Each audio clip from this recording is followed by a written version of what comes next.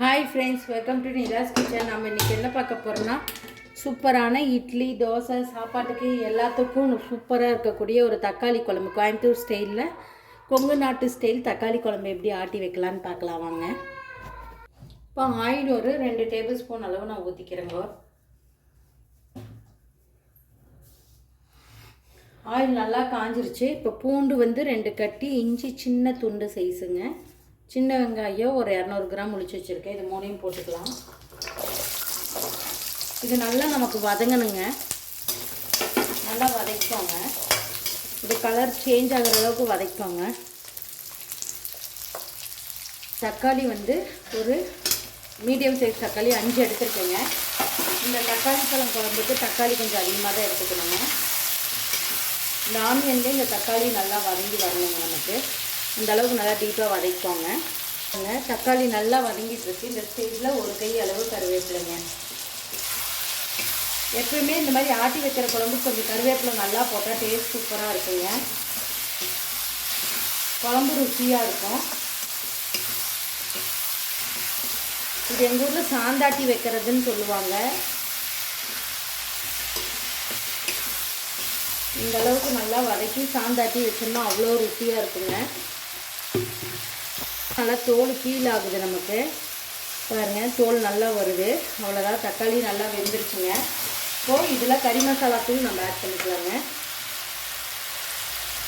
1 2 3 3 spoon கறி மசாலா தூள் நான் ஆட் பண்ணியிருக்கிறேங்க. இது வீட்லேயே அரைச்சது. இதோட வீடியோவும் நான் உங்களுக்கு போட்டிருக்கேங்க. என்னோடய யூடியூப் சேனலில் போய் பாருங்கள். வேணா லிங்க் கமெண்டில் கொடுக்குறேன், டிஸ்கிரிப்ஷனில் பார்த்துக்கோங்க. அவ்வளோதாங்க. இது கூடவே கொஞ்சமாக மஞ்சள்தூள் நம்ம போட்டுக்கலாங்க, ஒரு அரை சிட்டிகை. இப்போ அடுப்பு ஆஃப் பண்ணிடுங்க. இது ஆறணுன்னே மிக்சியில் அரைச்சி எடுத்துக்கலாங்க. நம்ம கொஞ்சம் தண்ணி அதிகமாக விடாதீங்க, இந்த தக்காளி இருக்கிறதுனால இதுலேயே மஞ்சிரும். பத்தல்னா மட்டும் கொஞ்சம் தண்ணி ஆட் பண்ணிக்கோங்க. வாங்க இப்போ குழம்பு தாளிச்சு விட்றலாங்க. நான் வந்து இதுக்கு கடலெண்ணெய் தாளிக்கிறதுக்கு கடலெண்ணெய் எடுத்துக்கிறேங்க. நான் வந்து ஒரு 2.5 டேபிள் ஸ்பூன் அளவு கடலெண்ணெய் எடுத்துக்கிட்டேங்க. நல்லா காயிட்டுங்க. பாருங்க, எண்ணெய் காஞ்சதும் 3 சின்ன சின்ன பட்டைங்க, 2 கிராம்பு போட்டுக்கிறேன். இதிலே கடுகு ஒரு 1/4 ஸ்பூனு, சோம்பு ஒரு 1/4 ஸ்பூனு, சீரகம் ஒரு 1/4 ஸ்பூனுங்க போட்டு, சின்ன வெங்காயம் ஒரு 5 வெங்காயத்தை 2 கட் பண்ணி எடுத்துருக்குங்க, போட்டுக்கலாம். இது கூட நல்லா வதக்கோங்க. இது கூடவே கொஞ்சமாக கருவேப்பிலை போட்டுக்கலாங்க.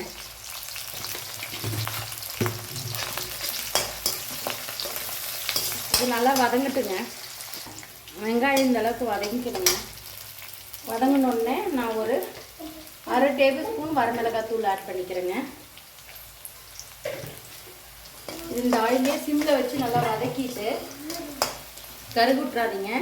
இப்போ நான் அந்த அரைச்சி வச்ச மசாலா பேஸ்ட் பண்ணி எடுத்துருக்கேங்க, வறுத்ததை ஊற்றிக்கிறேன். இதுலேயே ஒரே ஒரு சிட்டிகை மஞ்சள்தூள் ஆட் பண்ணிக்கிறேங்க. மிக்ஸ் பண்ணிக்கலாம். இந்த ஆயிலே நல்லா மிக்ஸ் ஆகணும். இந்த அளவுக்கு நல்லா வதங்கட்டுங்க. நல்லா பபிள்ஸ் வருதுங்க. இப்போ நான் அரைக்கிறதுக்கு வச்சு தண்ணியை ஊற்றிக்கிறேங்க. நான் வந்து ஒரு அந்த மிக்ஸி ஜாரில் அரை மிக்ஸி ஜார் தண்ணி ஊற்றிக்கிட்டேங்க. இது நல்லா கொதி வரட்டும். இப்போ இதுக்கு தேவையான அளவு உப்பு போட்டுக்கலாம். நான் உப்பு கொஞ்சம் போடுறேன், டேஸ்ட் பார்த்துட்டு போட்டுக்கலாங்க.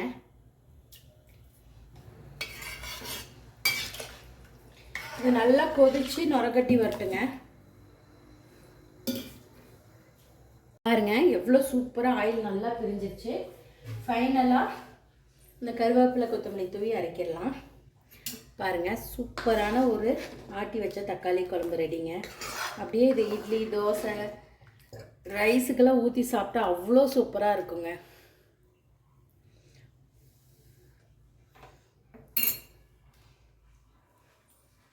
சூப்பரான ஒரு தக்காளி குழம்பு.